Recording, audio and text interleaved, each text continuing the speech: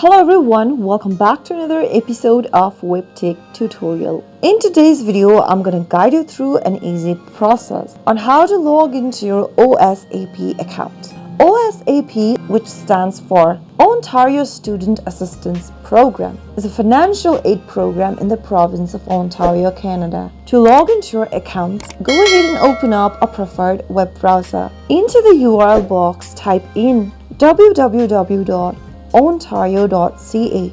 and press enter. Doing so will take you to the official web page. Now, click on the OSAP option from the main home page and click on the login button right under Ontario Student Assistance Program. If you've not registered yet for the program, then you can click the register button and follow through the prompt. For existing accounts, enter your OSAP access number in the first text box.